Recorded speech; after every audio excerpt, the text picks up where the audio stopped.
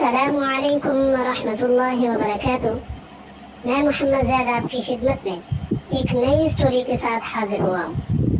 Story شروع کرنے سے پہلے میرے چینل کو ضرور سبسکرائب کر لیں تاکہ ہر نئی دلچسپ سٹوری آپ کو بر وقت مل سکے۔ آئیے چلتے ہیں کلاس روم میں۔ دوستو، آج کی ہماری سٹوری کا عنوان ہے ایک انوکھا مہمان اور عجیب میزبان۔ ایک بادشاہ نے ایک دیہاتی کو کسی علاقے کا گورنر بنا کر بھیج دیا۔ وہ ایک مدت تک اپنے گھر والوں سے دور وہاں قیام پذیر رہا۔ ایک مرتبہ اس کی بستی کا کوئی شخص اس کے دروازے پہ پہنچا۔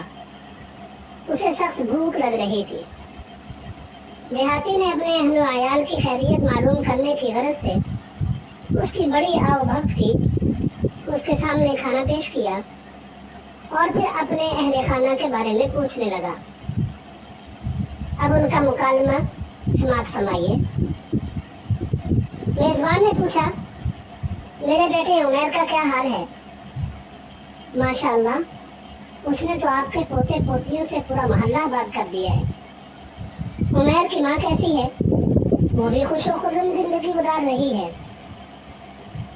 میرے کتے کے بارے میں کچھ بتاؤ۔ تمہارا کتا تو دن رات بھونک بھونک کر سارا محلہ سر پر اٹھائے رکھتا ہے۔ اچھا یہ بتاؤ، میرا اونٹ کس حال میں ہے؟ تمہارا اونٹ بھی موج کر رہا ہے۔ جب دیہاتی کو اپنے گھر بار کی تسلی ہو گئی تو اس نے نوکر کو آواز دی، کھانا اور برتن اٹھا کر لے جاؤ۔ ادھر مہمان کا ابھی تک پیٹ نہیں بھرا تھا۔ کھانا اٹھا لینے کا حکم سن کر حیران ہو کر رہ گیا اور دل ہی دل میں دیہاتی کو برا بھلا کہنے لگا۔ دیہاتی اس کی طرف متوجہ ہوا اور کہنے لگا، اللہ تجھے خوش رکھے، جو کچھ تو نے کہا ذرا دوبارہ بتانا۔ مہمان برا سا منہ بنا کر بولا، جی آپ پوچھتے جائیے۔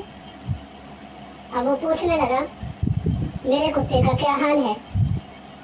آپ کا کتا تو مر گیا۔ کیسے؟ آپ کے اونٹ کی کوئی ہڈی اس کے گلے میں پھنس گئی تھی۔ دیہاتی نے حیرت سے آنکھیں پھاڑ کر کہا، کیا میرا اونٹ بھی مر گیا ہے؟ ہاں وہ بھی مر گیا۔ کیسے؟ عمیر کی ماں کی قبر کے لیے پانی کی ضرورت تھی، بار بار پانی ڈھونے کی وجہ سے بیچارہ جان سے چلا گیا۔ دیہاتی نے چلاتے ہوئے کہا، کیا عمیر کی ماں بھی چل بسی؟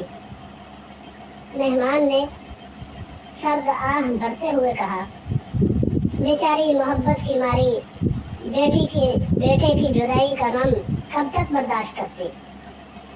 کیا میرا بیٹا بھی دنیا میں نہیں رہا؟ ہاں افسوس، وہ غریب مکان تلے دب گیا تھا۔ ارے تو کیا میرا مکان بھی گر گیا ہے؟ افسوس، تمہارا مکان بھی گر گیا ہے۔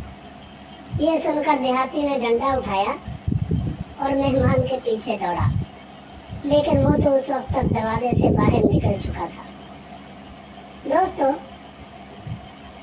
مہمان کی مہمان نوازی صرف اس لیے نہیں کرنی چاہیے کہ وہ آپ کو ہر وقت آپ کے فائدے ہی کی باتیں بتاتا رہے۔